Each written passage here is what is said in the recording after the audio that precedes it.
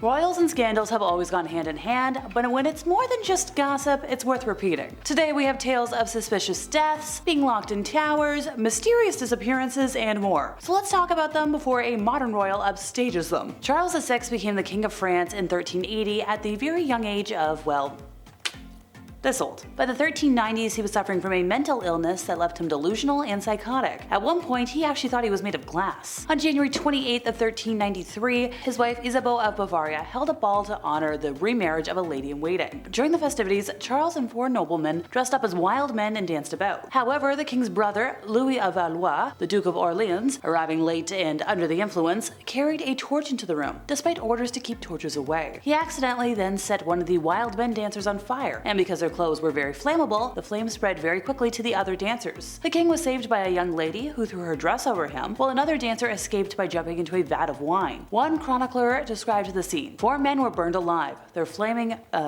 hoo-has dropping to the floor, releasing a stream of redness, while other nobles were severely injured trying to rescue them. When word spread of the tragedy, the citizens of Paris, blaming the decadence of the court, almost revolted, and had to be appeased by public shows of, well, goodness by the family. Ever heard of the Tour de Nesle affair? So this was an adulterous situation that involved the 3 daughters-in-law of the French king Philip IV. In 1314, his daughter Isabella, who was married to Edward II of England, informed her father that the purses she had given her sisters-in-law were now in the hands of 2 Norman knights. So the king started an investigation. It was believed that the knights and the princesses were carrying out illicit affairs inside a tower in Paris known as Tour de Nesle. Eventually, Philip had the 2 knights seized and tormented until they confessed. They would be castrated before being either drawn and quartered or broken over the wheel and then rope necklace. Meanwhile, the 3 daughters-in-law were put on trial, with 2 of them being found very much guilty. So their heads were shaved and they were sentenced to lifelong imprisonment. One died the following year under mysterious circumstances, probably being killed on purpose, while the other princess was kept for 8 years in an underground prison before she was released to become a nun. Having suffered from poor health because of said imprisonment, she also died a couple years later. The final years of Edward III's reign saw accusations of corruption by leading members of the government. Men such as William Latimer,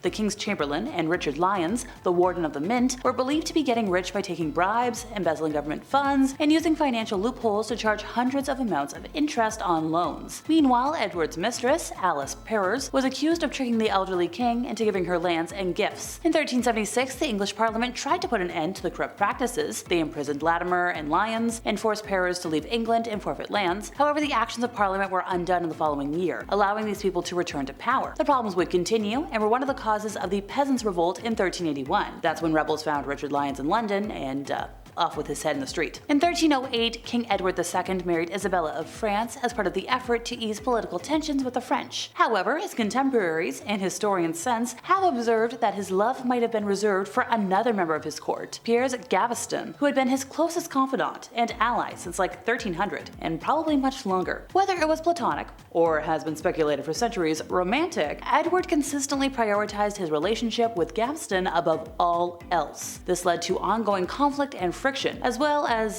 Gaveston's exile to France on more than one occasion. In the first instance, King Edward I, so Edward II's father, separated the two by banishing Gaveston to Europe in February of 1307. The reasons behind good old dad's decision aren't recorded, but it seems like the closeness between the 2 men was a source of concern to the king. When the king died later in 1307 and Junior ascended the throne, he brought Gaveston back immediately, showering him with affection and naming him Earl of Cornwall. So, a year later, Gaveston is exiled once again, this time with the unwilling consent of Edward II after Isabella's father, King Philip of France, declared his anger at Edward II's preference for Gaveston over his daughter. Yet again, the bond was pretty tight, and by 1309, Gaveston was back in England, with his earldom reinstated. Edward II's eventual deposition and death in 1327 can in part be attributed to the pair's relationship, however intimate it was. The king's all-consuming preference for his favorites, Gaveston first, Hugh Despenser later, provoked a lot of outrage, ultimately turning the country's barons, earls, and nobles against him. In 1193, the French king Philip II Augustus married the Danish princess Ingeborg. So the day after their marriage, Philip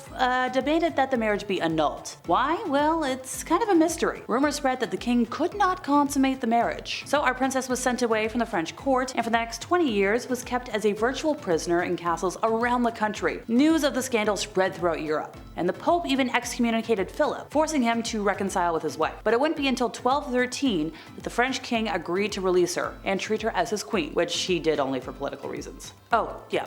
So going back to that lovely princess, she was born into the Danish royal family, and yes, she went on to become the Queen of France through her strategic marriage. Despite all of this though, she was doomed to a full life of scandal and ruin. On the day of their wedding, King Philip began to feel ill and blamed the new issues on her presence. So just days after this, that's why he was calling for that annulment and was like, nope, back, away you go.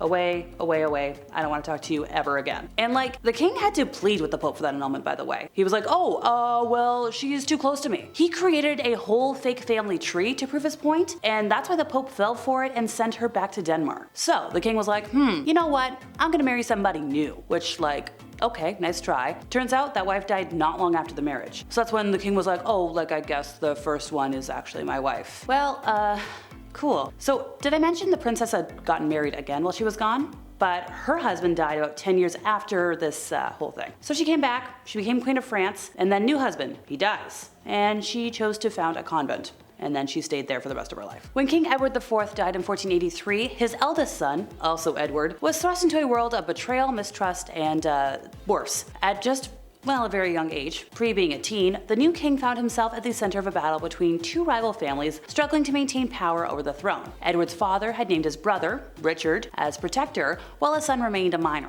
But things took a turn for the worst when the Duke escorted the new king to London under the guise of his coronation. Dismissing all of the young king's entourage before they reached the city, once in London, Richard escorted, young Edward and his brother to the Tower of London. Richard then seized the throne for himself, declaring both boys illegitimate, and neither one of the princes was ever seen again. Rumors swirled for years about the boys being shipped off abroad or secreted away in the night, but the grim reality is they were likely killed to prevent any potential challenges to Richard's reign. Son of William the Conqueror, William II reigned for 13 years before his unexpected death in the year 1100. So while hunting in the New Forest, William was apparently nailed through with an arrow by one of his men. Circumstances around this event, though, are kind of unclear. However, rather than attempt to save the king from his wounds or get him medical care, his men bolted, leaving him to die alone in the forest. So his body was later found by an arrow maker. With very little reported about the accident, it's kind of unclear what happened, but a lot of accounts believe that the suspicious death was less accidental, most likely kind of on purpose. Known for his considerably unchristian vices, his unpredictable temperament, and his rumored queerness, it is not wholly unlikely that William was killed as part of a larger plot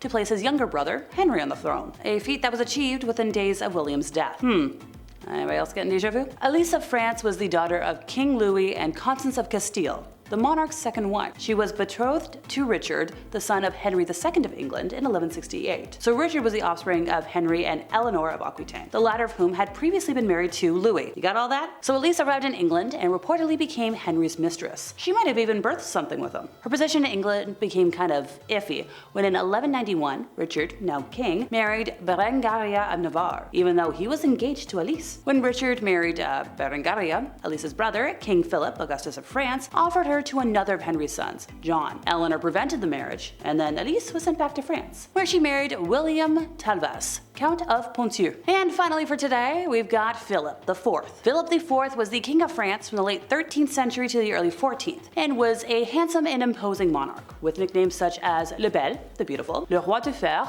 the Iron King. Yet his most lasting and historic legacy is his famous destruction of the renowned order of knights known as the Knights Templar. The mighty Knights Templar had grown from a humble order of knights assigned to protect the pilgrims during the years of the Christian Crusades and beyond. They were renowned for honesty and virtue, restoring the public image of knights from the previous thieves and bullies to become figures of noble honor, protection, and more. By the time of King Philip's reign, the Knights Templar had grown over the centuries to become a powerful force within medieval society. They had also amassed tremendous wealth, which they used to make financial loans to people at all levels of society, including kings and queens. It's believed that King Philip himself was heavily indebted to the knights, which may have well influenced his actions. The French king became convinced that the knights had become a threat to the monarchy, eventually forming a state within a state, and he also claimed that they indulged in shocking and unholy practices that kind of threatened the religious morals of the time. Regardless of the truth behind the accusations, a number of knights were arrested and subsequently charged with numerous crimes, though it's believed their confessions were made under duress. The scandalous allegations marked the decline of the once mighty Order of the Knights Templar, which never again attained its status of power, wealth, and influence. After the initial arrests that shocked the French capital, further arrests were warranted against knights throughout the lands, moves sanctioned by the head of the Roman Catholic Church, Pope Clement. While the allegations were investigated and tried, the knights found their assets seized or confiscated entirely, and a lot of knights lost their lives over this. The Order of the Templar was then officially disbanded as a direct result of the scandal, with the history books citing that King Philip, the Iron King, was the main player in the demise of all of this. Well, that's the end of our time once again, folks. I've been Alexa, your resident emo girly. See y'all next time I buzz in over here at Bumblebee.